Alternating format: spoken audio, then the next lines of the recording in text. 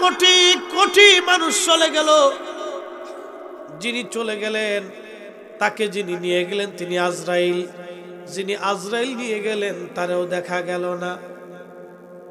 কথা কন না কেন, ঠিক কিনা? কিন্তু নিয়ে গেছে এটাও সত্য, যাকে নিয়ে যাওয়া হলো তিনিও সত্য। এই জন্য আল্লাহ 1450 বছর আগে কোরআনে বলেন, কুল ইন্নাল মাউতাল্লাযী তাফিরুনা মিনহু ফাইন্নাহু মুলাকীকুম। কোরআন বলতেছে, হুজুর উম্মতকে আপনি জানায় দেন। এই কোরআনে আমার আল্লাহ পাক বলতেছেন, নবী উম্মতকে জানান, আমার বান্দারা মরণ থেকে পালায়, মরণ থেকে পালায়, মরণ থেকে পালায়, মরণ থেকে পালায়, মরণ থেকে পালায়। হুজুর উম্মতকে জানান, যতই চেষ্টা করুক মরণ থেকে পালানোর জন্য, ফাইন্নাহু মুলাকীকুম, এই মরণ থেকে পালাইতে পারবে না, পালাইতে পারবে না, পালাইতে পারবে না। আজও পর্যন্ত কেউ পারছে? জোরে বলেন, পারবে? পারছে? পারবে? মরণ তার সাথে মুলাকাত করবে। তার মানে নাস্তিক বলে যে খোদা দেখি না সেই খোদা মানি না। ও নাস্তিক, তোদের জন্মটাই হইছে আতারে পাতারে ঝরে জঙ্গলে, তাহলে হলে খোদার অস্তিত্বকে কেউ অস্বীকার করতে পারে? আল্লাহু আকবার। এই জন্য কবি কাজী নজরুল লিখেছেন, তুমি রহমান তুমি মেহেরবান, বলেন তুমি রহমান তুমি মেহেরবান। অন্ধ গাহে না শুধু তোমার গুণগান, বলেন অন্ধ গাহে না শুধু তোমার গুণগান, বুঝেও বুঝে না তবু শান।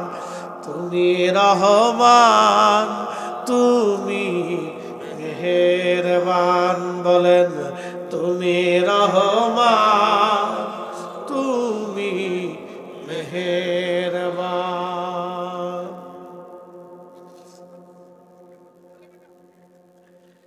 1450 বছর আগে কোরআন বলল, হুজুর উম্মতকে বলেন, মরণ থেকে যতই পালাক মরণ থেকে পালাইতে পারবে না। মৃত্যু থেকে পালানোর কোনো রাস্তা নাই, মরণ থেকে পালানোর কোনো সুযোগ নাই। আজও পর্যন্ত কেউ পারে নাই, আর আগামীতেও কেউ পারবে না। তার মানে যাকে নিয়ে গেল তিনিও সত্য, যিনি নিয়ে গেলেন আজরাইল তিনিও সত্য, যার কাছে নিয়ে গেলেন তিনি কে? ইন্না লিল্লাহি ওয়া ইন্না ইলাইহি রাজিউন। নিশ্চয় আল্লাহর জন্য। জোরে বলেন কে? না না, একসাথে জোরে বলেন কে? ওয়া ইন্না ইলাইহি রাজিউন। আমরা ফিরে যাব কার কাছে? আল্লাহর কাছে। আরো জোরে বলেন কার কাছে? আমরা ফিরে যাব আল্লাহর কাছে। আমার আয়াতে আল্লাহ বলেন, সুম্মা তুরাদ্দুনা ইলা আলিমিল গায়বি ওয়াশ শাহাদাত। তুমি আমি মালিকের কাছে ফিরে আসবা। তুমি গোপনে যা করছো আমি তাও দেখাবো, তুমি ওপেনে যা করছো আমি আল্লাহ তাও দেখাবো, মনে মনে কি নিয়ত করছো আমি আল্লাহ তাও দেখাবো, তুমি প্রকাশ্যে যে গুনাহ করছো আমি আল্লাহ তাও দেখাবো। ফায়ুনাব্বিউকুম বিমা কুনতুম তা'মালুন।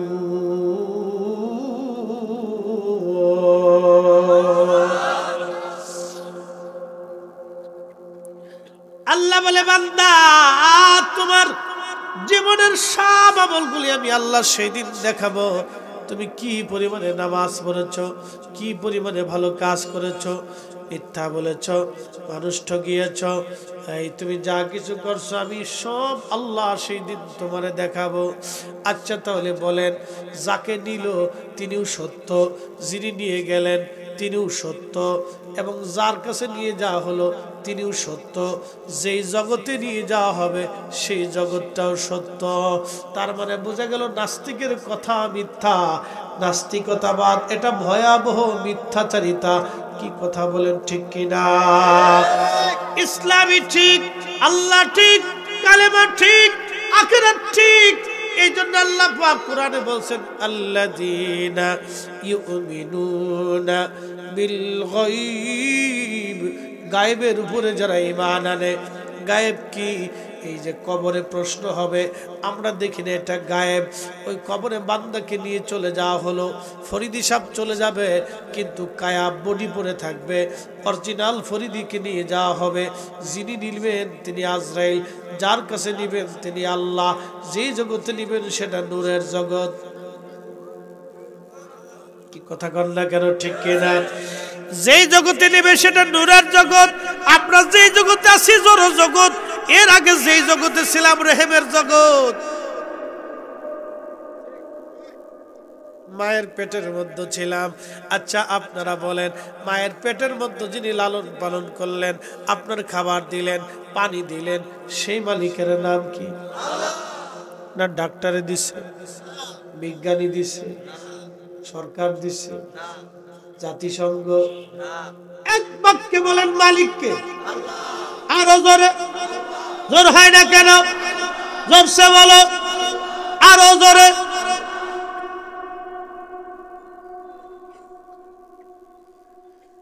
বুঝে যাবেন আমি কোরআনের একটা আয়াতের তাফসীর ধরেছি। এইভাবে যদি করি তো জিন্দেগি পার হবে, তাফসীর শেষ হবে না। বুঝে বুঝে যাওয়াটা জরুরি, বুঝে বুঝে যাওয়াটা জরুরি, বুঝে বুঝে যাওয়া জরুরি। ও বান্দা, মাঝে মধ্যে মানুষ হুঁশ হারায় ফেলে আত্মগরিমাতে, অহংকারে, পয়সার কারণে। এই জন্য বাবারে আগের যুগের ওলি যারা ছিলেন, দুনিয়া বিরাগী হইয়া আল্লাহর খুশি করার জন্য, রাজি করার জন্য দুনিয়াকে লাথি মেরে দিয়ে আল্লাহর জিকিরে ফিকিরে ইবাদতে দিন কাটাইয়া কবরে চলে গেছে। বন্ধুরে, ওই ওলিদের বিরুদ্ধাচরণ তোমরা যারা করো, তোমাদের মতো কপাল পোড়া জাতি দুনিয়াতে আর একটাও না।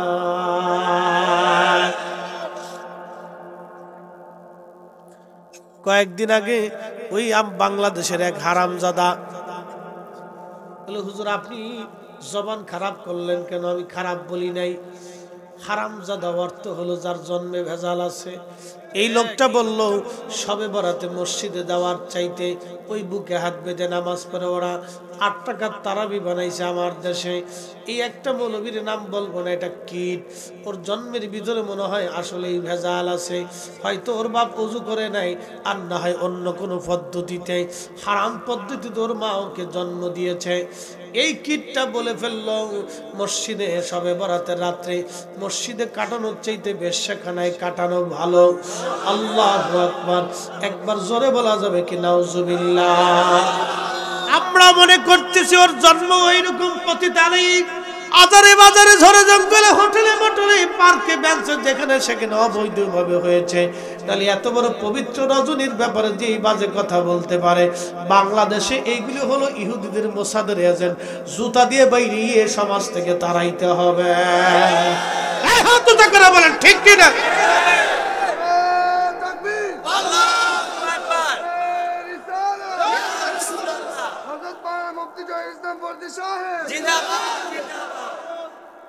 মোসাদ ইহুদির এজেন্ট।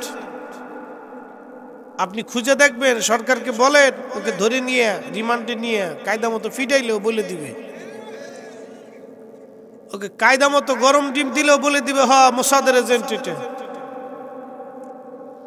এগুলো কিট বাংলাদেশে ঢুকে আমাদের সমাজের ভিতর বিশৃঙ্খলা তৈরি করতেছে। আপনাদেরকে বলি শোনেন, এই মাহফিল বন্ধ করে দেওয়ার জন্য আমাদের দেশের গভীর ষড়যন্ত্র চলতেছে। কেন জানেন? আমি বুঝাচ্ছি। একদল আসবে, ওরস বন্ধ করে দাও, ফাতিহা বন্ধ করে দাও, ইসালে সব বন্ধ করে দাও, মিলাদুন নবী বন্ধ করে দাও, এ মাহফিল বন্ধ করে দাও, সুন্নি সম্মেলন বন্ধ করে দাও। এগুলিতে হবে কি? পীরের দরবারে না গেলে হবে কি? পীর ওলিদের মজলিসে যাওয়া বন্ধ করে দাও, এসে সম্মেলন বন্ধ করে দাও, ইসলামী সংস্কৃতি বন্ধ করে দাও। আপনি যদি এগুলি বন্ধ করে দেন, আমি হাতে ধরে বলতেছি, আমি মাত্র 10 বছর সময় দিব। 10 বছর পরেই দেখবেন বাংলাদেশের যুবতীরা হাফ প্যান্ট পরে রাস্তা দিয়ে হাঁটতেছে। আপনি মাহফিল বন্ধ করেন, ওয়াজ বন্ধ করেন, মিলাদ বন্ধ করেন, মিলাদুন নবী বন্ধ করেন, এই সমস্ত ইসলামিক কালচার বন্ধ করে দেন, ওয়াজ নসিহত বন্ধ করে দেন। আল্লাহি বিল্লাহি তাল্লাহি, আল্লাহর কসম করে বলি, 10 বছর পরে দেশের যুবতীরা রাস্তাঘাটে কাম করবে। কুত্তায় যেমন রাস্তাঘাট চিনে না, ওরা এরকম রাস্তাঘাটে যেখানে সেখানে জানা হবে। কথা বলেন ঠিক কিনা? পশ্চিমা সংস্কৃতি অর্ধলগ্ন ফিরিছে আমার দেশে ঢুকানো। মাহফিল কি চলবে? মিলাদুন নবীর মাহফিল চলবে, মিলাদ মাহফিল চলবে, ইসালে সব চলবে, ফাতিহা চলবে, ঘরে ঘরে কোরআন খতম চলবে, বন্ধ করা যাবে না। ও বেদাতের ফতোয়ার গোষ্ঠী কিলে। কথা কর ঠিক কিনা? বেদাতের ফতোয়ার গোষ্ঠী কিলে।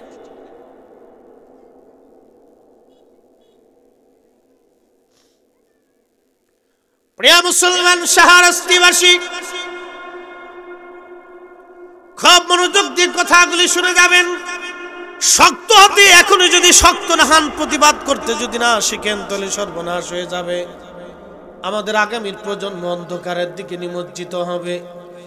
আপনি জানেন না, এখনই তো রাস্তাঘাটে হাঁটাটা বড় মুশকিল। মেয়েরা প্যান্ট পরে, জিন্সের প্যান্ট পরে, কোনটা বেডি না ইজলে না বেড়া চিনা যায় না।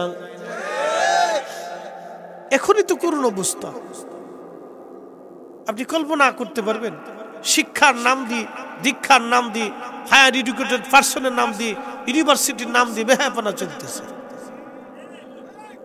কি এক পাগলের দেশ! আপনি চিন্তা করেন, পাগলের মতো কাটতে পারেন। অসুস্থতা আমাদের ভিতরে ঢুকে চলে আসতেছে, ধেয়ে চলে আসতেছে। একটা মেয়ে জিন্সের প্যান্ট পরে মোটরসাইকেল চালাচ্ছে, কোনো শরম লজ্জা নেই। আরে কুত্তারও তো শরম লজ্জা আছে। কুত্তাও মাঝে মধ্যে চিন্তা করে, তোরা মানুষ হয়েছে কে? হ্যাঁ, কি লেগে মানুষ হয়েছে? নারী তো নারীর কাতারে থাকে, পুরুষ পুরুষ কাতারে থাকে। নারীকে আল্লাহ সৃষ্টি করেছেন তার এক আলাদা বৈশিষ্ট্য। নারী কেন পুরুষের প্যান্ট নিয়ে যাবে, পুরুষের জাঙ্গে নিবে, পুরুষের এই কি বলে জিন্স শার্ট নিয়ে যাবে, পুরুষের গেঞ্জি নিবে, পুরুষের প্যান্ট নিবে, কয়েকদিন পরে জাঙ্গিও খুলে নিয়ে যাবে। যা, কি পাগলের দেশ! আপনি চিন্তা করেন, পশ্চিমা বিশ্বের এই মডেল চলে আসতেছে। ওরা কোনটা বেডি কোনটা বেড়া বুঝে না, বিয়ের আগে বাচ্চা কাচ্চা হয় না। ঠিক না? ওই মেসির কয়টা হয়েছে, নেইমারের কয়টা হয়েছে, আপনি খুঁজে দেখেন কতটি হয়েছে, তার কোন হিসেব নেই। কোন দিক দিয়ে কোনটা হয়ে যায়, কুত্তা বিলের মতো একটা একটা ফুটে রয়েছে, এটা বলা যায় না। আপনারা তো পতাকা উঠানোর লেগে যুদ্ধ করে দেন, পুরো যুদ্ধ, কারেন্টের খাম্বা উঠাইতেছে, এটা সারা বাসে না। হেতে চুল যেমনি কাটে এমনি হেমনি কাটে, তো হেতাই যেমনি ফুলামন বানাইছে এমনি একটা বানান। ছি ছি ছি ছি ছি! মানুষ শোনেন, বিবেকের ভিতরে কুত্তায় মুইতে দিছি। কথা কর না কেন? উচিত কথা বললে মানুষ সব বেজার হয়ে যায়। বিবেকে কুত্তায় বেজার না করলে এই সমস্ত মানুষ কি ইয়া করে, সমর্থন করে? ছি ছি ছি! অসম্ভব। আপনি কি করে এগুলো সমর্থন করতে পারেন?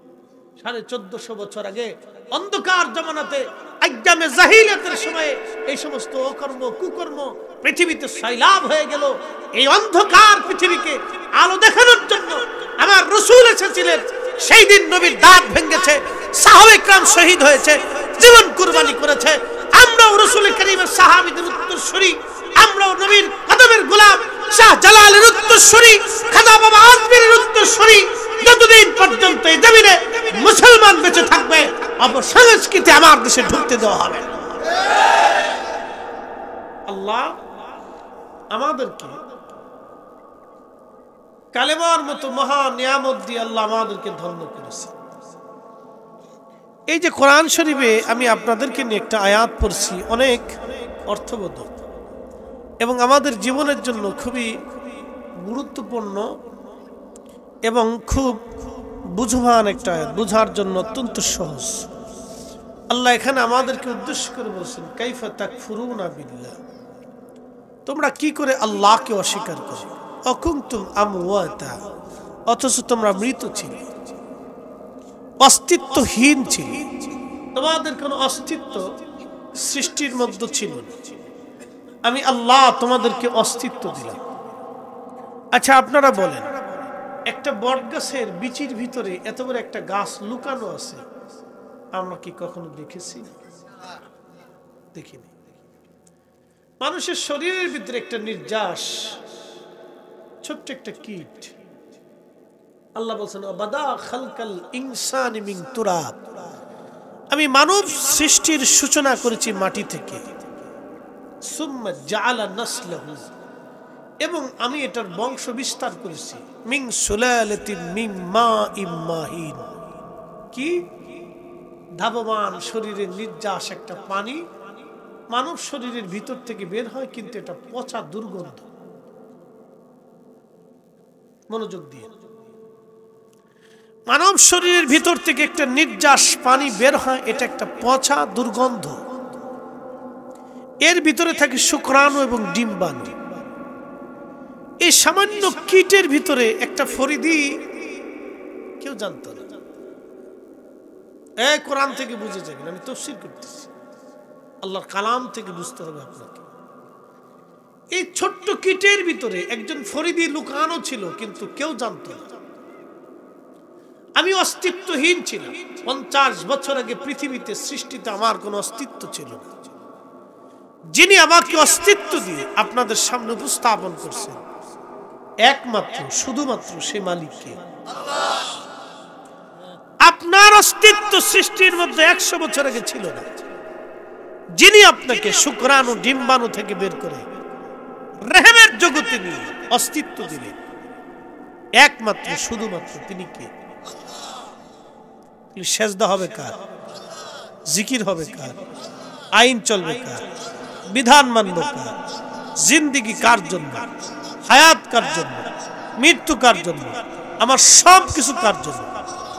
বুঝে গেছে? ও আর শেষ। এখন দোয়া করে দিলে আর কোনো সমস্যা নেই। হ্যাঁ, আমরা বক্তারা হাজার কথাকে একটার ভিতরে ঢুকে দিতে পারি।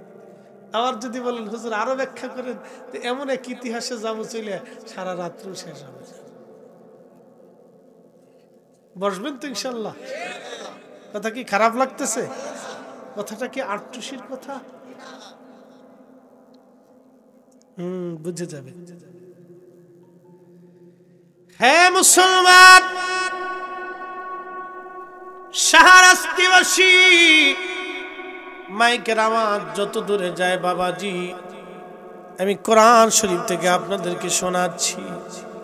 কতই না গুরুত্বপূর্ণ কথা। আল্লাহ এই জন্য বলছেন, কাইফা তাকফুরুনা বিল্লাহি ওয়া কুনতুম আমওয়াতা।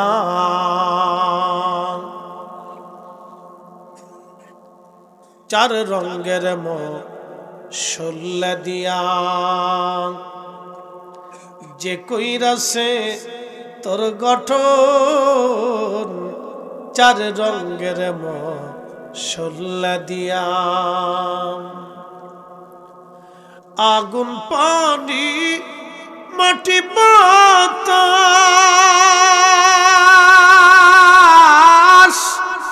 একই যোগে করিয়া প্রকাশ। আগুন পানি মাটি বাতাস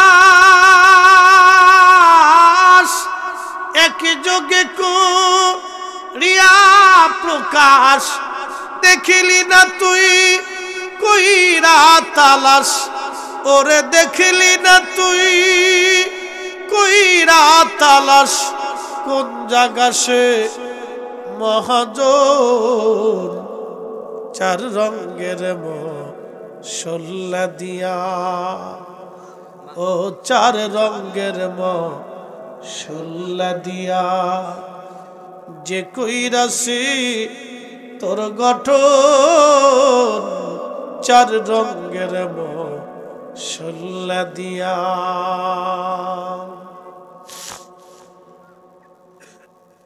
শাস্তির মুসলমান, আগুন, পানি, মাটি, বাতাস আমার আল্লাহ চারটা পদার্থ দিয়ে মানুষ বানাইলেন। মানব শরীরের প্রথম অংশ মাটি, এরপরে পানি, এরপরে বাতাস। খাঁচার ভিতর চিন পাখি কেমনে আসে যায়। এরপরে আগুন, প্রচন্ড শীত পড়ল, বাঁশ ঠান্ডা হয়ে গেল, মাটি ঠান্ডা হলো, কাঠ ঠান্ডা হলো, ঘর ঠান্ডা হলো, কিন্তু আপনার শরীর ঠান্ডা হলো না।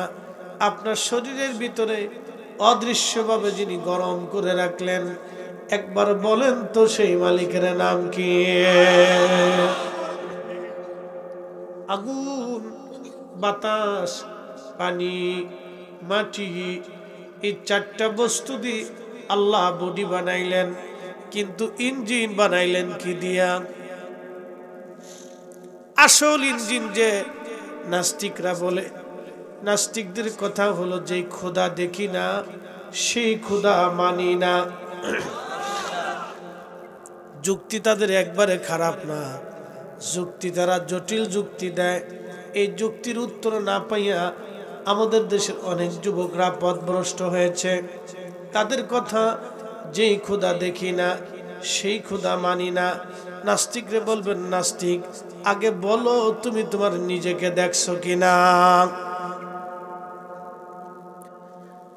আপনাদের সামনে যে ফরিদি ভাষা,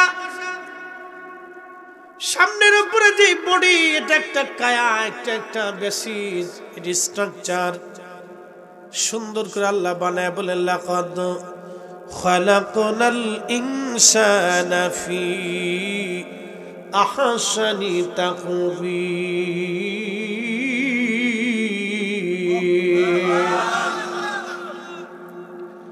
এই সুন্দর স্ট্রাকচার আল্লাহ বানাইছে।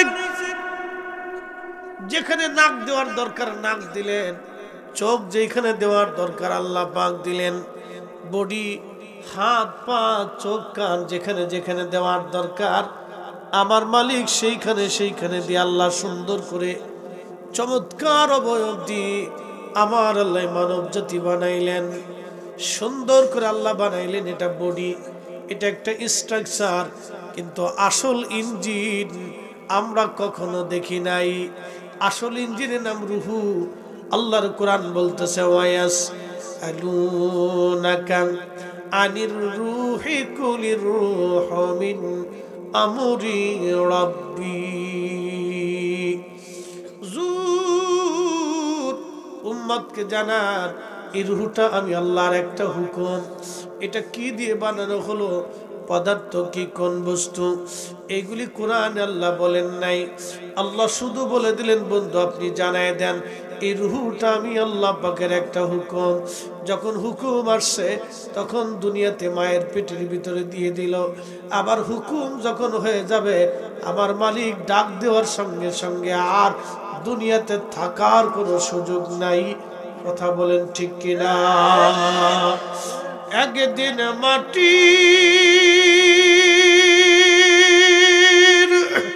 ভিতরে হবে ঘর রে মন আমার, কেন বান্ধ দালান ঘর।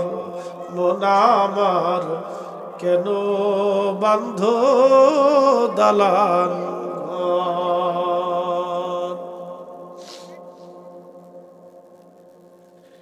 আপনারা ফরিদি সাহেবের বডি দেখছেন কিন্তু রুহু দেখেন নাই।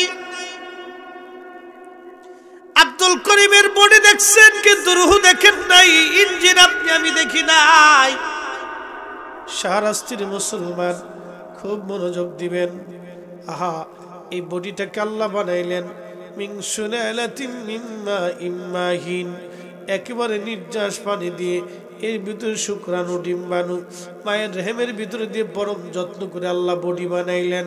কিন্তু ইঞ্জিন টানলেন, রুহের জগৎ থেকে ইঞ্জিন ফুকাই দিলেন রুহের মধ্যে ইঞ্জিন। যখন ইঞ্জিনকে আবার আল্লাহ ডাক দিবে, চলে আসো ইয়া আইয়াতুহান নাফসুল মুতমাইন্না তুরজিই ইলা রাব্বিকি রাদিয়াতান মারদিয়া। মালিক যখন ডাক দেবে আসা, ফরিদি সাহেব আর দুনিয়াতে থাকার আর সুযোগ নাই, সভাপতি সাহেবের দুনিয়াতে থাকার সুযোগ নাই, প্রধান অতিথির দুনিয়াতে থাকার সুযোগ নাই, কাউন্সিলর সাহেবের দুনিয়াতে থাকার আর সুযোগ নাই। আহা, আমাদের আগে বহু মানুষ চলে গেল, তাদের থাকার আর সুযোগ হলো না। আমরাও আগামীতে চলে যাব, থাকার আর আমাদের সুযোগ নাই। যিনি চলে গেলেন তিনি তো চলে গেলেন, কিন্তু কোন রাস্তা দিয়ে তাকে নেওয়া হলো আজও পর্যন্ত বিজ্ঞান আবিষ্কার করতে পারে নাই। খাঁচার ভিতর চিন পাখি কেমনে আসে যায়।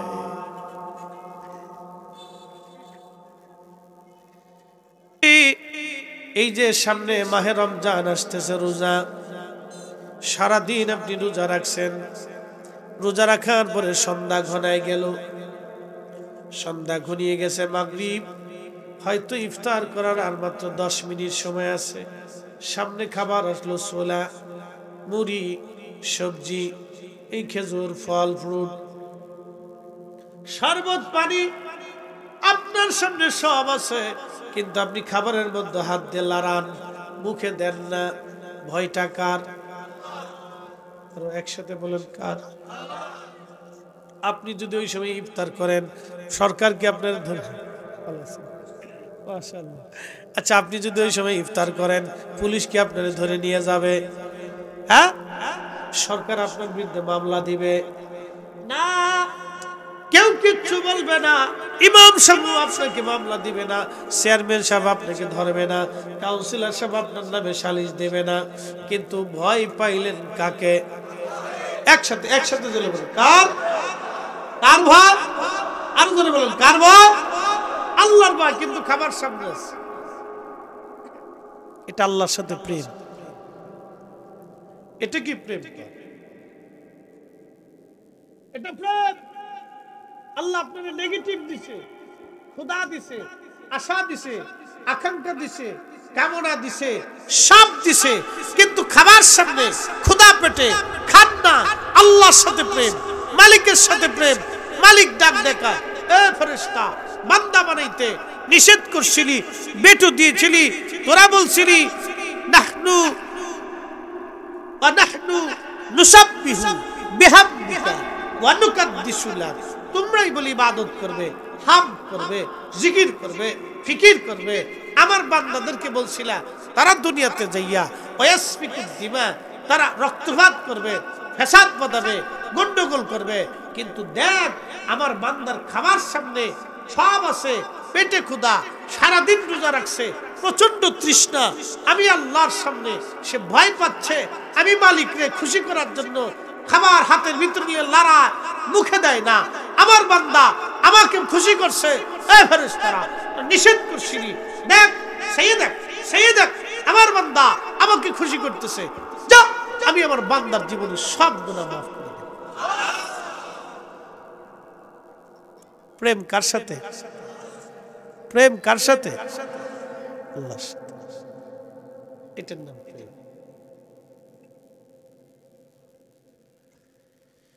আমার দেশে কিছু মুরব্বী দেখবেন একেবারে বৃদ্ধা,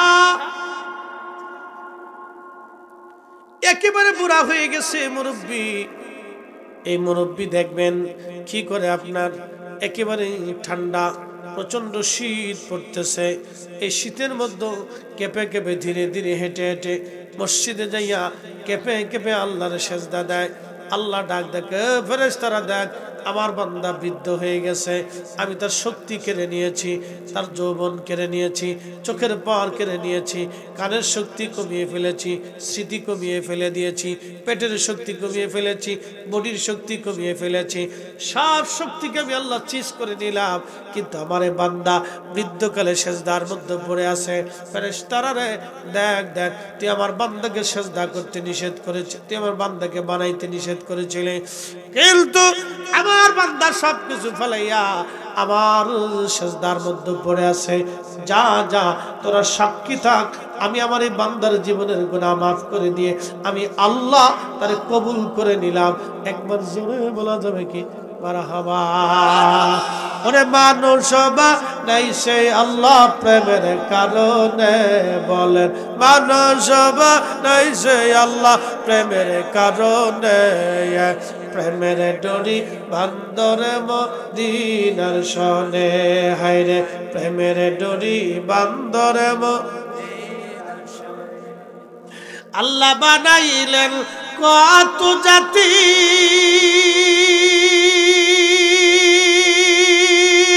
আর বানাইছেন প্রেম প্রীতি।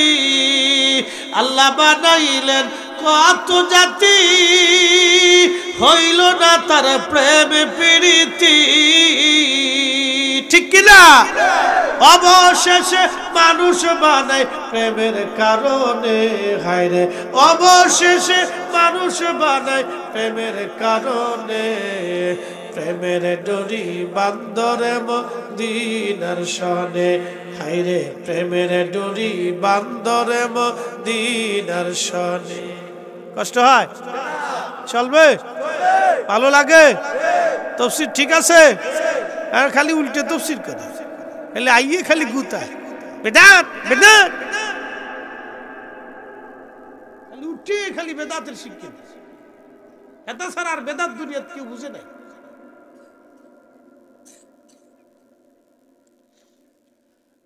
নবীর উম্মত শুনিয়া যান, এই যে মাহফিলে বসে বলবেন হুজুর মাহফিলে বসে আমরা লাভ হইল কি? আজকে একটা হাদিস শোনাইছে, আমরা নিয়ে আল্লাহর বক্তব্যটা একটু শুনে যান।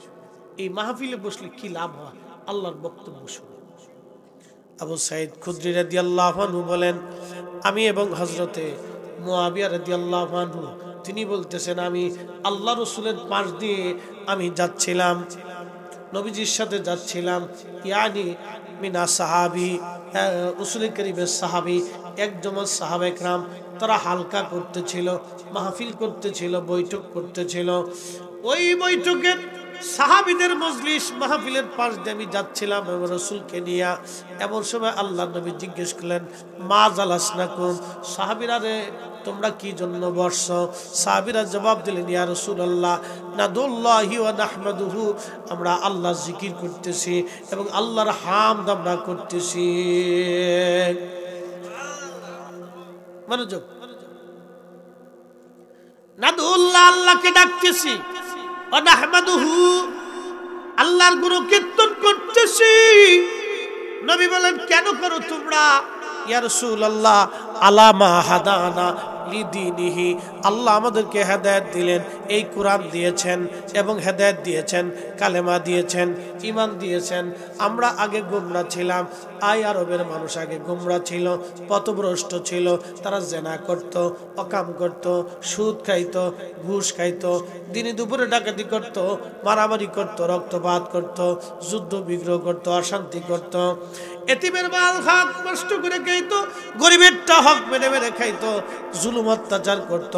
আল্লাহ নবীকে সাহাবীরা বলেন, ইয়া রাসূলুল্লাহ আলা মা হাদানা লিদিনিহি, আল্লাহ আমাদেরকে দ্বীন দিয়েছেন, কোরআন দিয়েছেন, হেদায়েত দিয়েছেন, আর একটা নিয়ামত আল্লাহ পাক আমাদেরকে দিয়েছেন, সেই নিয়ামতের নাম হলো ওয়া মান্না আলাইনা বিকা, আপনি নবীকে আমাদের মাঝে আল্লাহ নিয়ামত হিসেবে পাঠাইছেন, এটার নাম ঈদে মিলাদুন নবী। নবীর আগমনে খুশি হইয়া, নবীর আগমন খুশি হইয়া আপনি নবী নামক মহা নিয়ামত পাইয়া, কুরআনের হেদায়েত পাইয়া, আপনি নবী নামক ওয়া মান্না আলাইনা বিকা, আপনি নবী নামক মহা নিয়ামত পাইয়া আমরা এই মাহফিল সাজাইলাম, এই জলসা সাজাইলাম, এই হালকা সাজাইলাম। একবার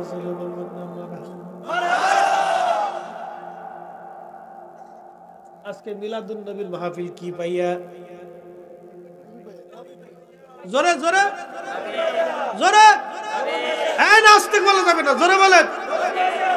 তো আমার দেশের মোল্লা খালি বেদাত চোখে দেখে ওর শহরের ভিতরে ঠাডা করছে, ওর অন্তরে সমস্যা, এগুলোর অন্তরে সমস্যা।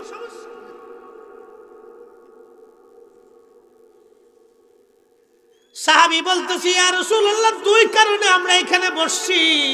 এক নম্বর, আমান্না আলাইনা বিকা আলা মা হাদানা লিদ্দীনিহি, দিন পাইছি, কোরআন পাইছি, হেদায়েত পাইছি, ঈমান পাইছি, কালেমা পেয়েছি।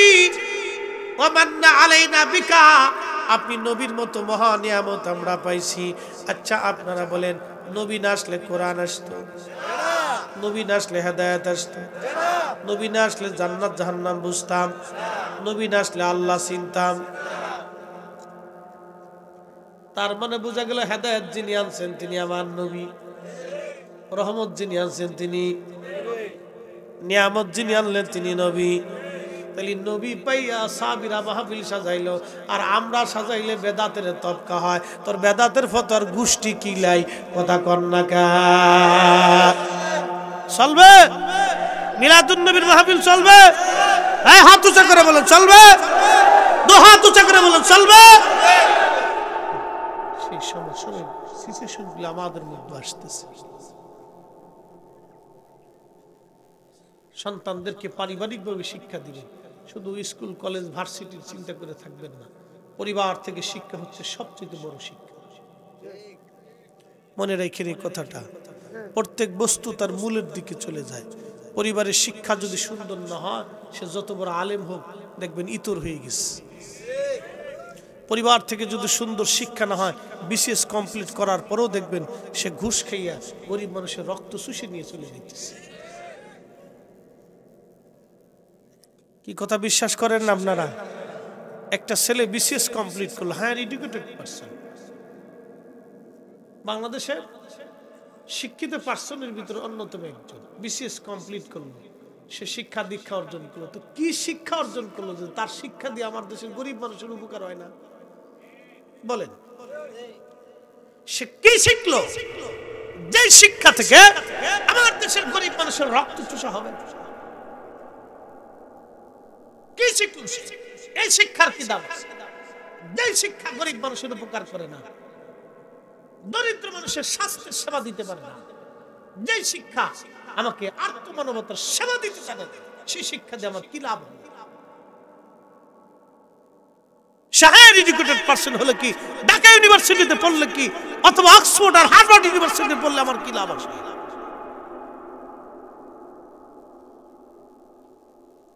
এই জন্য পরিবারের শিক্ষা ইসলামী শিক্ষার মতো এরকম চমৎকার শিক্ষা পৃথিবীতে আর কিছু হতে পারে না। একটা মা পারে সন্তানকে পরিবর্তন করে দিতে, একটা বাবা পারে, একটা ভাই পারে, বোন পারে, দাদি পারে, নানি পারে, চাচা পারে, ফুফু পারে, খালা পারে, খালু পারে, তারা পরিবার থেকে সন্তানদেরকে ওইভাবে গড়ে তুলতে।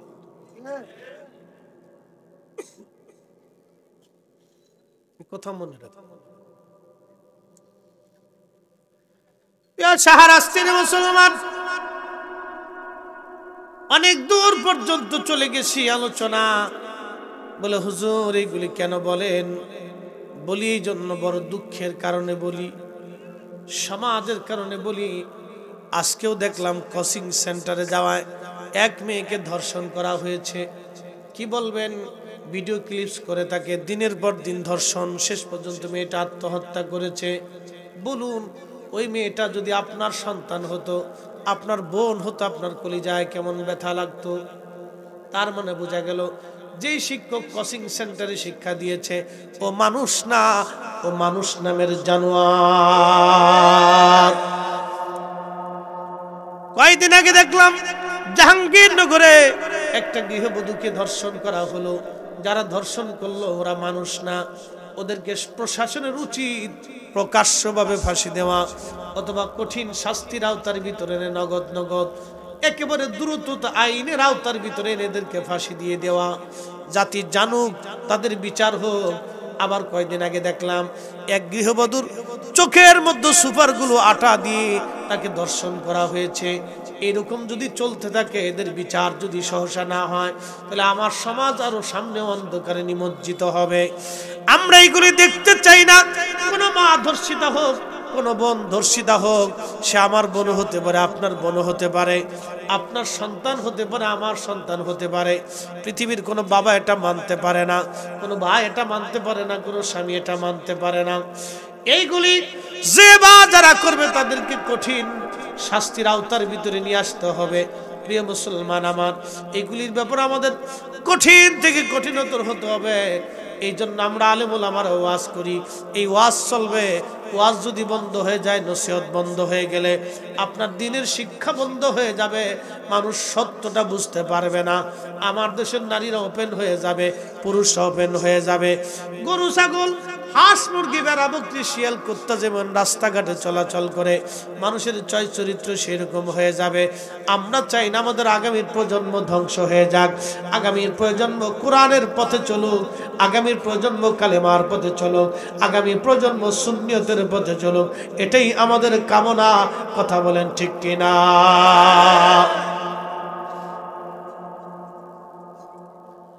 এ মুসলমান সুধী সমাজ, শাহরাস্তিবাসী, আমি সৃষ্টি তত্ত্ব নিয়ে আলোচনা করতেছিলাম। এর অর্থ হলো আমরা অস্তিত্বহীন ছিলাম, ওই মালিকের কাছে আমরা আবার ফিরে চলে যাব।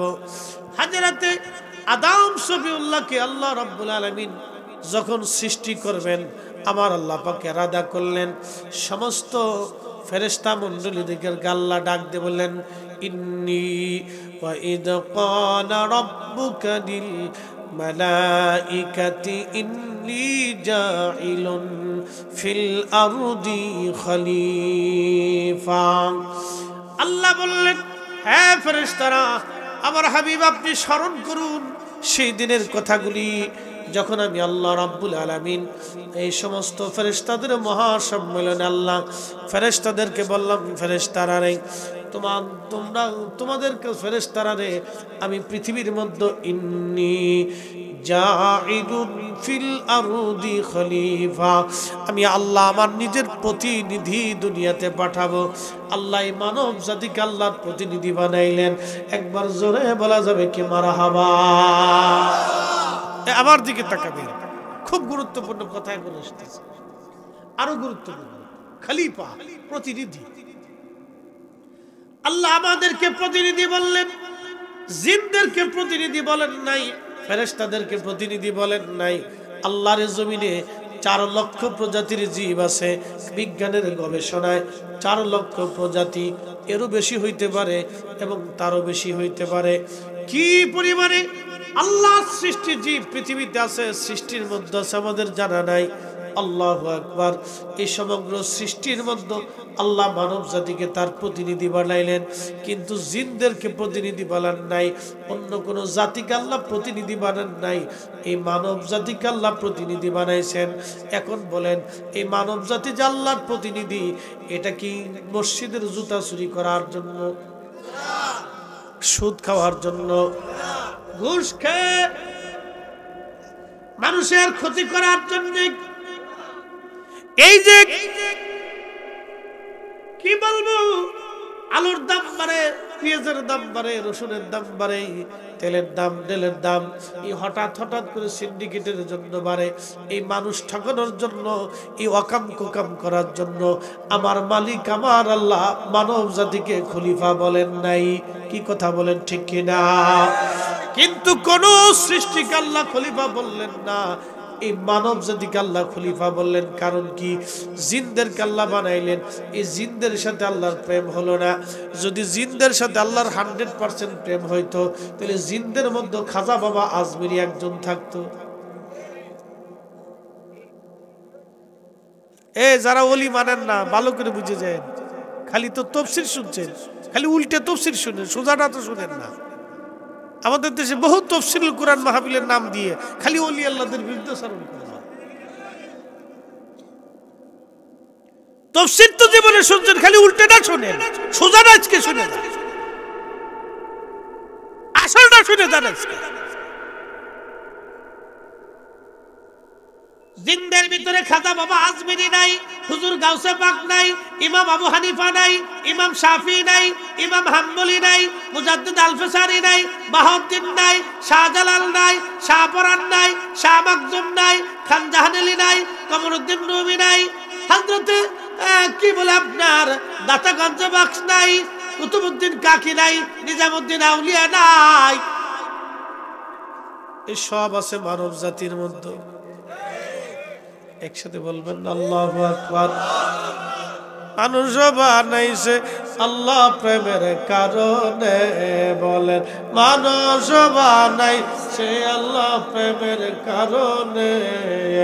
প্রেমের ডুরি বান্দর মদিনার শনে, হাইরে প্রেমের ডুরি বান্দর মদিনার শনে। আল্লাহ বানাইলেন কত জাতি,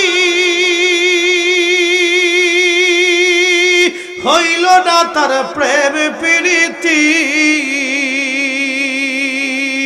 অবশেষে মানুষ বানায় প্রেমের কারণে, বলেন অবশেষে মানুষ বানায় প্রেমের কারণে।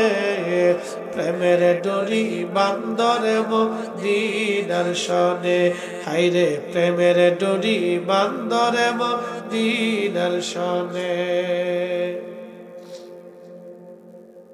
কথা বোঝা যায়?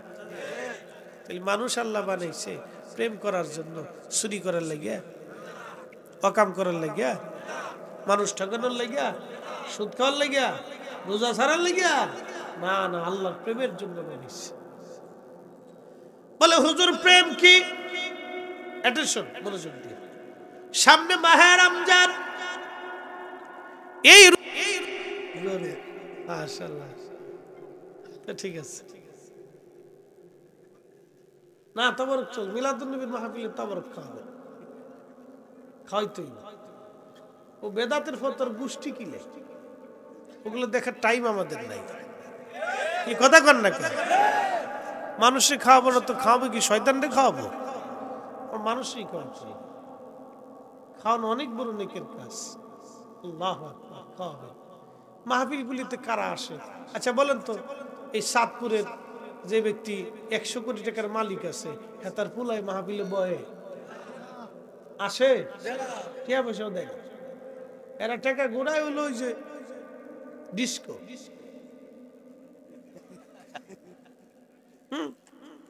আপনি সাতপুরে কনসার্ট দেন, দেখবেন ওরা আগে পাবেন। নর্তকী আইলে নাচান, দেখবেন ওরা আগে পাবেন। ওখানে যে ও টাকা মারতেছে, ও বলে টাকা খরচ করার জায়গা খুঁজে পায় না। অথচ আমার দেশের কত মা রমজান মাসে ইফতার করার জন্য ভালো ইফতার খুঁজে পায় না। একটা মুসলমানের বাচ্চা। আমার দেশের কত বাবা মাহে রমজান আসলে ভালো সেহরি করার মতো খাবার পায়, বলে টাকা খরচ করার জায়গা পায় না।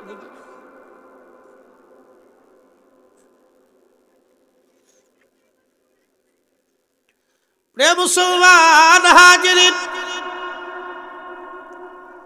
খুবই মনোযোগ দিয়ে কথাগুলি শুনে যান।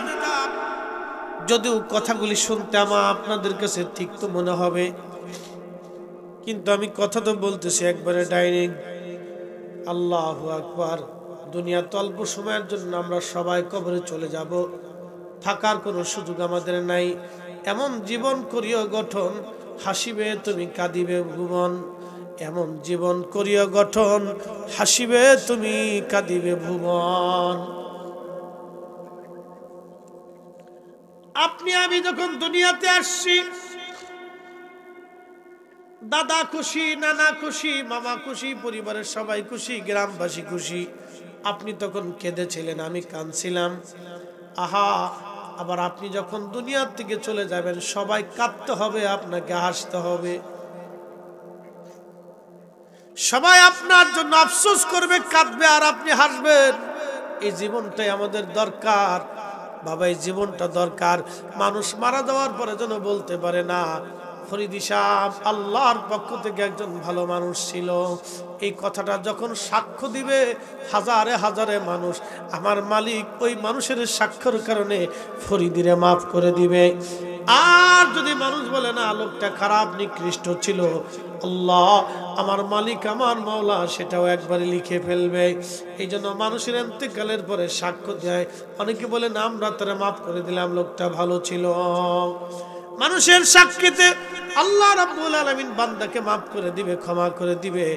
এই জন্য আপনারা এমন জীবন করবেন গঠন, আপনি হাসবেন, দুনিয়া কাঁদতে থাকবেন। নবীর উম্মত ওরা পয়সা খরচ করার জায়গা খুঁজে পায় না। কত সময় মাহে রমজান আসতেছে, কত মা টাকার অভাবে ভালো ইফতার করতে পারবে না, কত দরিদ্র মা সন্তানকে ভালো খাইতে দিতে পারে না। আমার দেশের এমনও কিছু মধ্যবিত্ত ফ্যামিলি আছে যারা বলতেও পারে না, সইতেও পারে না, যে ফুসকা বেশি খায়। আমার দিকে তাকান, আজকে একটা পরিসংখ্যান দিই, ডন্ট মাইন্ড, একটা লোক উঠবেন না, নড়াচড়া করবেন না, শোনেন কথা, আজকে বুঝে যেত, কথা বুঝতে হবে, খুব মনোযোগ দেন। যে ফুসকা বেছে ওর প্রত্যেক দিন আয় আছে কত?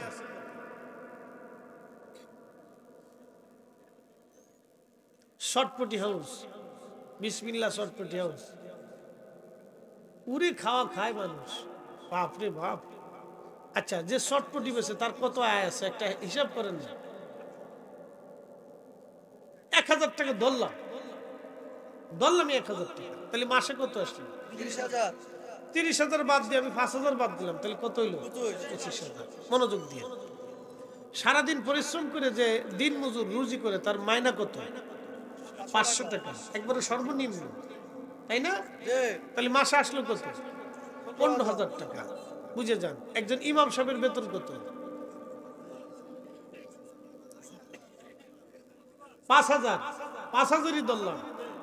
তাহলে যে শ্রমিক কাজ করে সর্বনিম্ন হলো সে মাসে কামাই করে 15,000 টাকা, যে ফুসকা বেচে ও কামাই করে 30,000 টাকা, যে রিক্সা চালায় অটো চালায় তারও প্রায় 20-25,000 টাকা, ইমাম সাহেবের বেতন 5,000 টাকা, তাহলে দিন আসলো কত?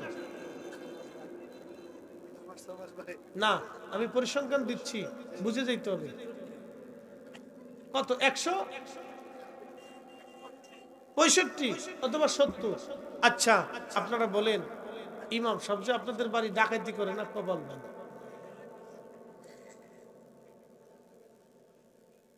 না? আমি পরিসংখ্যান দিচ্ছি, আজকে শুনে যান, ডোন্ট মাইন্ড। মাহের সামনে মাহে রমজান আসতেছে, বাবারে প্রত্যেক মানুষকে কিন্তু আল্লাহর আদালতে দাঁড়াইতে হবে বাবা, কথা ঠিক কিনা? বলে হুজুর আপনার চেহারা চকচক করে, দামি গাড়ি, 50 লাখ টাকার গাড়িতে চলেন, কারণ কি? ফরিদি সাহেব বাংলাদেশে কয়টা? আমার মতো বাংলাদেশে কয়জন আছে এরকম বক্তা? হিসেব করে 100 জন ধরেন, অথচ লক্ষ লক্ষ আলেম আছে, লক্ষ লক্ষ মুহাদ্দিস আছে, বক্তা আছে, ইমাম আছে। সারা বাংলাদেশে বক্তা কয়জন? সুন্নি, কওমি, লামাযহাবি, জামাতি, যতই আমাদের বাংলাদেশে যত দল বলেন, সব দল মিলিয়ে বাংলাদেশে বক্তা মনে হচ্ছে 2 থেকে 3,000, অথচ আলেম আছে অন্তত 30 থেকে 40 লক্ষ, ইমাম আছে অন্তত 5 থেকে 6 লক্ষ। তাহলে আমরা মাত্র 2 থেকে 3,000 লোক মোটামুটি ভালো চলি, আর বাদ বাকি লোকের ইমাম কারো 2,000 টাকা বেতন, কারো 5,000 টাকা বেতন, কারো 10,000, কারো 20,000। 20,000 যার আছে এই বেটা শোনাই সোহাগা, এ তার কমিটি এমন শক্ত, যদি কমিটির কাউরে নাম ধরে দোয়া না করে তো চাকরি শেষ। কথা কিন্তু খারাপ কইনি, তাহলে চাকরি শেষ। তাহলে কমিটি করছে না, ইমাম সাহেব লোক সুবিধার না, এটা চেঞ্জ করতে হবে। কে বলছে? সেক্রেটারি সাহেব বলছে। কে বলছে? ক্যাশিয়ার সাহেব বলছে। না, চেঞ্জ করতে হবে, এটা রাখা যাবে না। ওই যে বলছে যে বলি ফেলছে, কমিটির অন্যরা বলছে না, এর ইমাম সাহেবের জন্য আমরা কমিটি ঝগড়া করে লাভ নেই, আচ্ছা নতুন ইমাম দেখেন, বাস শেষ। শোনেন, আমি বাস্তবতা থেকে বলতেছি, একজন ইমামের বেতন 5,000 টাকা। এই 5,000 টাকা একজন মানুষের জীবনে কি হয়? তার স্ত্রী আছে, সন্তান আছে, তাদের তো শখ আছে, ভালো কিছু খাইতে মন চায়, ভালো কিছু পড়তে মন চায়, তার স্ত্রীর তো কিছু স্বামীর কাছ থেকে কিছু আশা আকাঙ্ক্ষা থাকে। এখন আপনারা প্রশ্ন করবেন, ফরিদি হুজুর দোষ কার? কপালের না শয়তানের না মসজিদ কমিটির না মুসল্লির? কার দোষ? এবার পরিসংখ্যান আসে। একটা বিড়ির দাম কত? 5 টাকাটাই ধরলাম, এটা খয়রাতি বিড়ি বর্তমানে নাকি? কর খয়রাতি বিড়ি 5 টাকা ধরলাম, একটা বিড়ির দাম 5 টাকা। একজন প্রত্যেক দিন কয়টা বিড়ি খায়? 1 প্যাকেট ধরলাম, 1 প্যাকেটে কয়টা থাকে? 10টা থাকে। তো 10টা বিড়ির দাম কত? মাসে গেল কত? 1500 টাকা। সে বিড়ির পিছনে, চার পিছনে 1500-2000 টাকা মাসে খরচা করে। এরা যদি বলেন ভাইরে মসজিদের খরচা বাবদ, ইমাম সাহেবের বেতন বাবদ 500 টাকা দেন, 6 মাস ঘুরাইতে ঘুরাইতে কেশিয়ারের জুতা শেষ। কথা কন না, কেউ জোরে বলেন। তাহলে আমি কমিটির দোষ দিব না, দোষ হলো মুসল্লি। দোষ কার? মুসল্লি। হেতে আবার ঘুমাই ঘুমাই স্বপ্ন দেখে মরে গেছি, বেহেশত দিয়ে 80টা হুল নিয়ে জান্নাতে ঘুরতেছি, শয়তানে আসার কারণ দাদা ইমাম সামনে ঢাকাইয়া তুমি। এগুলি করা যাবে। শোনেন, একেবারে ন্যূনতম আমাদেরকে বুঝতে হবে। একজন ইমাম অন্য কোনো আর কাজ করতে পারে না। আপনারা বলেন উনি বসে বসে খায়, উনি বসে খায় না। আপনার একটা দায়িত্ব তো ওনার মাথার উপর। উনি 24 ঘন্টা ডিউটি করে, তার মগজে ব্রেনে থাকে, সে যেখানেই থাকুক জোহরের রক্তে মসজিদে তাকে হাজিরা দিতে হবে, সে যেখানেই থাকুক আসরে মসজিদে থাকতে হবে, সে যেখানেই থাকুক যত কাজে থাকুক মাগরিবে তার মসজিদে থাকতে হবে, সে যেখানেই থাকুক যত ঘুমেই থাকুক তাকে ফজর রক্তে তাকে উঠতে হবে। সে তো 24টা ঘন্টা আপনার মসজিদ পাহারা দেয়, সে আপনার জিম্মায় থাকে, আল্লাহ আপনার দায়িত্বে তাকে দিয়ে দিচ্ছে, আপনার দিকে সে তাকায় থাকে। এগুলো করবেন না আপনারা। মসজিদের মুসল্লিরা আপনারা 200 টাকা 300 টাকা 500 টাকা দিয়ে সামর্থ্য অনুযায়ী যদি দিয়ে ইমাম সাহেবের 5000 টাকা বেতন বাড়ায় দেন, বেচারা সন্তুষ্ট থাকবে, দোয়া করে। তার স্ত্রী আছে। আর মিলাদের কথা তো আর দুঃখের কথা কয়ে লাভ নাই।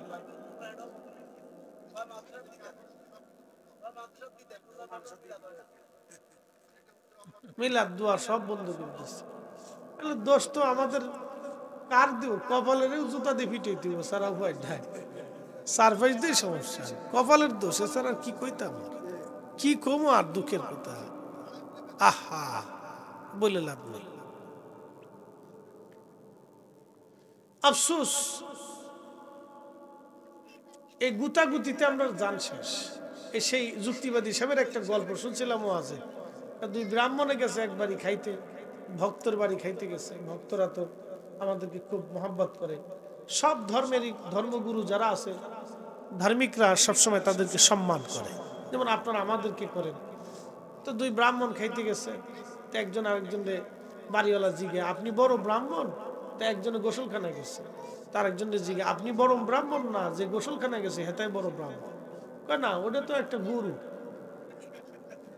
এটা একটা গরু। তো বাড়িওয়ালা চিন্তা করছে, যাক পাওয়া গেছে, গরু একটা পাইছি। তাই হেতাই গোসল করে আসার পরে, হেতাই গোসলখানায় ঢোকার পরে হেতারে জিগে আপনি বড় ব্রাহ্মণ না? হেতাই বড় ব্রাহ্মণ। কেন, এটা একটা ছাগল। একটার কয় গরু আর একটার কয় ছাগল। শেষ পর্যন্ত আচ্ছা ঠিক আছে, ছাগল একটা পাওয়া গেছে। তো হ্যাঁ, বেড়ায় যাইয়া ভক্ত যায় কিছু ঘাস পাতা, তরুলতা পাতা, ভুসি টুসি সব নিয়ে এসে সামনে খাবার টাবার দিচ্ছে। আনকার 2 জনে খান। কি ব্যাপার, দাওয়াত করে আনলেন, ভাত টাত খাবার টাবার না দিয়ে আপনি এই ভুসি টুসি ঘাস পাতা নিয়ে আসছেন? না, আপনি বাথরুমে যাওয়ার পরে হাতে আপনার গরু কইছে, আর আপনি বাথরুমে যাওয়ার পরে হাতে আপনার ছাগল কইছে। তো যেহেতু 2 জন গরু ছাগল পাওয়া গেছে, অতএব আপনারা 2 জন কায়দা মতো খান। আমরা আলেমদের দোষ হয়েছিল, তাই আমরা কপাল আমরা নষ্ট করছি। এদেশের মানুষ আলেমদেরকে সর্বোচ্চ প্রায়োরিটি দেয়, সম্মান দেয়। এই কথা বলেন ঠিক কিনা?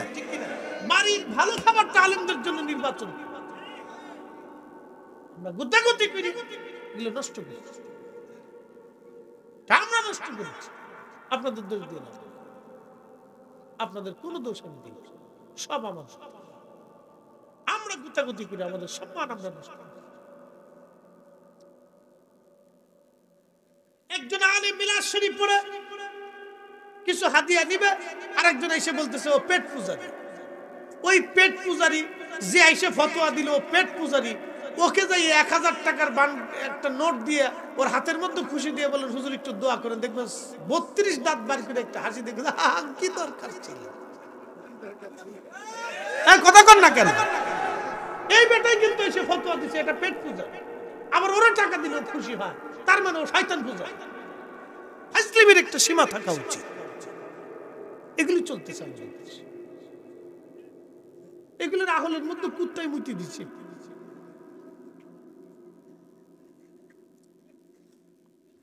এমনি আমাদের দেশের আলেম একটা ইমামের বেতন ৫,০০০ টাকা।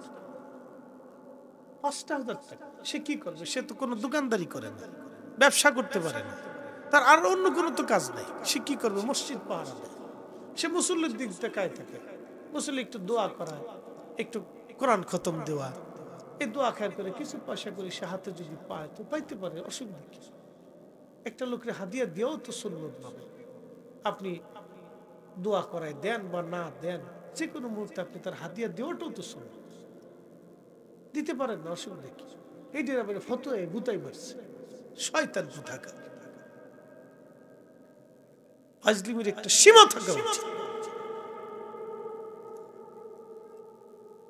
মানুষের রিজিকে হাত দিয়ে সম্মানে হাত দিচ্ছে।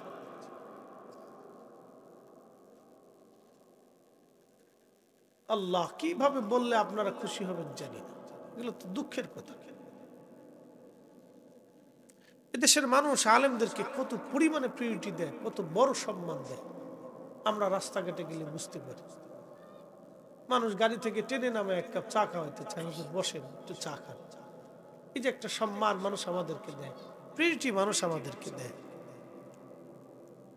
সম্মান আমাদেরকে ধরে রাখতে হবে।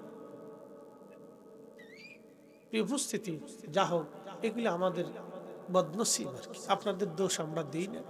ওই আমাদের ফরিদপুরে আগে একটা রেওয়াজ ছিল, এই আমাদের ফরিদপুরে আগে একটা রেওয়াজ ছিল, গাছে আম কাঁঠাল, এরপরে যে ফসল ধান টান আসলে মিষ্টি সিন্নি পাকাইয়া, এরপরে দুধ আম আনিয়া হুজুরের দাওয়াত করিয়া তারপরে বাড়িতে এনে একটু দোয়া খান করাইত। এটার বলতো মোল্লা খাওয়ানে। আপনাদের দেশে ছিল কিনা জানি না, মোল্লা খাওয়ানে বলতো না, বলতো মোল্লা খাওয়ানে। তা আমাদের দেশে আপনাদের কুমিল্লার এই শহরেরই একজন, কুমিল্লা আশেপাশে আমাদের গ্রামে একজন মৌলভী সাহেব থাকতেন, আমরা তার মৌলভী সাহেব বলতাম। খুব ভালো আবেদ লোক ছিলেন, আল্লাহ হুজুরের বেহেশতের আলা মাকাম দান করুন। আমাকে কোরআন শরীফ শিখিয়েছেন তিনি, আমার আব্বারও শিখিয়েছে। খুব ভালো কাট্টা সুন্নি একজন আলিম ছিলেন। যাই হোক, খুব আপনার আবেদ লোক ছিলেন। দীর্ঘদিন আমাদের গ্রামে উনি কাটিয়েছেন, দীর্ঘদিন অনেক বছর উনি কাটিয়েছেন। অনেক দিন আমাদের এলাকায় খুব মানুষ এত সম্মান উনাকে দিত যে বাড়িতে কারো ভালো রান্না হলে হুজুরকে আগে দিত। এই পরিমাণে মানুষ ওনার প্রিয়টি সম্মান দিত মানুষ আমাদের গ্রামে। আমরাও উনি কোনো রাস্তা দিয়ে হাইটে আসলে ডরে ওই রাস্তা দিয়ে যাইতাম না, এতটা সম্মান হুজুরকে দিতাম। তো খুব মনোযোগ দিয়ে গ্রামে মোল্লা খাওয়ানো বলা হতো। তো এই মোল্লা খাওয়ানো, এই মোল্লা তো গ্রামে আম আসলে দুধ আসলে এগুলি দিয়ে, আম দিয়ে দুধ দিয়ে হুজুরের ডাইকাই না আমরা বাড়িতে বিলাপ পড়াইতাম। এখানে সেই স্মৃতি আমার এখনো মনে আছে। এখন আম আছে, দুধ আছে, এই সব আছে, কিন্তু মোল্লার কপালে নাই। হুজুর কারণ কি? মোল্লাকে মিলা ধারাম পাবলিকে করে পাইছি আর আম, এতদিন ফিরি ফিরি খাওয়াইছি, এখন যদ্দূর পারেন কিনে খান। কি কথা খারাপ কইছি ভাই? কিনে খান। তার মানে আমরা আমাদের বরাত নষ্ট করছি, পাবলিক তো আমাদেরকে খাওয়াইতে চায়। কথা ঠিক কিনা? পাবলিক চায় যে আলেম ওলামারা আসুক, দোয়া করুন। এক মৌলবি ওয়াজ করতেছে, হুজুর ভাড়া করে এনে দোয়া করার দরকার কি? ওই শয়তানটা জুতা দিয়ে বাইরে এনে দরকার। হুজুর দোয়া করবে না তো সরে দোয়া করবে না। কি কথা কর না কেন? দোয়া তো আলেমরা করবে। দোয়া কারা করবে? আলেমরা করবে, মুসল্লিরা আমিন আমিন করবে। তো হুজুর দোয়া করবে না তো সরে দোয়া করবে, সুদ করে করবে না ঘুষ করে করবে। ও কয় কি? এগুলো কয়ে কয়ে বইলে বইলে আলেমদের সম্মান নষ্ট করছে। আলেমদের সম্মান নষ্ট করছে। যাই হোক, অনেক দূর পর্যন্ত চলে গেছি। অনেক লম্বা কথাই চলে গেছে, এদিকে আর যাব না, আমি আমার মূল আলোচনায় ফিরে যাই। যে কথা বলছিলাম, এই যে মাহফিলখানা দেখে আল্লাহ কেমনে খুশি হয় দেখেন, মনে আসেনি আপনাদের? আল্লাহর নবী বললেন, সাহাবীরা কি জন্য তোমরা মাহফিল সাজাইলা? সাহাবীরা বলেন, ইয়া রাসূলুল্লাহ, ইয়া হাবিবাল্লাহ, আলা মা হাদানা লিদীনিহি, এই দিন পেয়ে হেদায়েত পেয়ে মাহফিল সাজাইলাম। ওয়া মান্না আলাইনা বিকা, আপনি নবী পেয়ে মাহফিল সাজাইলাম। আল্লাহর নবী বললেন, সাহাবীরা রে, তোমরা কসম করে বলো, আল্লাহর কসম করে বলো, তোমরা কি এই কারণে বসছো না অন্য কোনো কারণ আছে? সাহাবীরা বললেন, আল্লাহর কসম করে বলি নবীজি, আমরা এই কারণে বসছি, অন্য কোনো কারণ নাই। নবীজি বললেন, সাহাবীরা রে, আমি তোমাদেরকে সন্দেহ করতেছি, বিষয়টা এরকম না। শোনো, আমি তোমাদেরকে অবিশ্বাস করতেছি না। ফাইন্নামা আতানি জিবরিল আলাইহিস সালাম, অবশ্যই জিবরাইল আলাইহিস সালাম আমার কাছে আসছিলেন। ফাখবিরনি, তিনি আমার কাছে সংবাদ দিয়ে গেলেন, ইউবাহিমুকুমুল মালায়েকা, তোমাদের এই দৃশ্যখানা, মজলিসখানা, মাহফিলখানা দেখে আমার আল্লাহ तमाम ফেরেশতাদের সামনে তোমাদেরকে নিয়ে আমার আল্লাহ গর্ব অহংকার করতেছে। একবার জোরে বলা যাবে কি মারহাবা? চিৎকার মেরে বলে আল্লাহু আকবার, নারে তাকবীর, নারে রিসালাত। মিলাদুন নবী যেখানে, মিলাদ মাহফিল যেখানে, তাহলে মাহফিল দেখে খুশি হয় কে? অহংকার করে কে? না না, মাহফিল দেখে খুশি হয় আল্লাহ, অহংকার করে আল্লাহ, বেজার হয় শয়তান। বেজার হয় কে? খুশি হয় কে? তাহলে মাহফিল চলবে, মাহফিলে বসবো, মাহফিল করব, তাহলে মিলাদুন নবীর মাহফিল চলবে, দোয়া খায়ের চলবে, ফাতিহা চলবে, ইসালে সব চলবে, কোরআন খতম চলবে। বেদাতের ফতর গোষ্ঠী কি এগুলি করবে? এই মজলিস, মাহফিল, জিকিরের মাহফিল, এগুলি দেখে আল্লাহ খুশি হয়, গর্ব করতে থাকে। এ ফেরেশতারা, তোরা আমার এই বান্দাকে নিষেধ করেছিলি, তোমরা বলেছিলে ওয়া নাহনু নুসাব্বিহু বিহামদিকা ওয়া নুকাদ্দিসু লাক, তোমরাই বলে হামদ করবে, তোমরাই বলে জিকির করবে, তোমরাই বলে শুকরিয়া করবে। দেখো আমার বান্দাদেরকে কাম দিছি, ক্রোধ দিছি, লোভ দিছি, মোহ দিছি, হিংসা দিছি, কামনা, বাসনা, রিয়া, আশা, আকাঙ্ক্ষা, ক্ষুধা, যাতনা, নেগেটিভ, পজিটিভ সব দিছি। আমার বান্দা সব নেগেটিভকে লাথি মেরে ফেলে দিয়ে আমার জান্নাতের বাগানে বসে বসে আমার জিকির করতেছে, আমার হামদ করতেছে, আমার প্রশংসা করতেছে, আমাকে ডাকতেছে, আমার জিকির সে বান্দা বসে গেছে। আর তোমরা বলছিলে খালি বলে তোমরাই জিকির করবা, তোমরাই বলে ইবাদত করবা। দেখ আমার বান্দা জিকিরের মাহফিলে, ফিকিরের মাহফিলে, নাদুল্লাহি নামাদুহু, আমার জিকিরে, আমার প্রশংসা আমার বান্দা বসে গেছে। দেখ তোরা খালি বলবি তোরাই জিকির করবি, আমার বান্দা করতেছে। দেখ আমার বান্দারা মাহফিলে বসে গেছে। এ ফেরেশতারা, ওরা সাক্ষী থাক, আমার এই বান্দাদের জীবনের সব গুনাহগুলো আমি আল্লাহ মাফ করে দিলাম। মাহফিল চলবে। মিলাদ মাহফিলে কি হয়? কোরআন তেলাওয়াত হয়। প্রত্যেক হরফে কয় নাকি? না, জোরে বলেন, কয় নাকি? জিকির হয়। কার জিকির? তাহলে জিকিরে সব আছে না নাই? এরপরে কোরআন মিলাদ মাহফিলে দোয়া হয়, দুরুদ হয়। প্রত্যেক দুরুদে 10 নাকি 10টা গুনাহ মাফ, 10 বার রহমত দেয় কে? দোয়াতে আল্লাহ পাক এই জিকিরের মজলিসে দোয়া কবুল করে কে? তাহলে মিলাদ মাহফিল কি চলবে? কথা বলেন, চলবে? চলেই তো, বন্ধ করা যাবে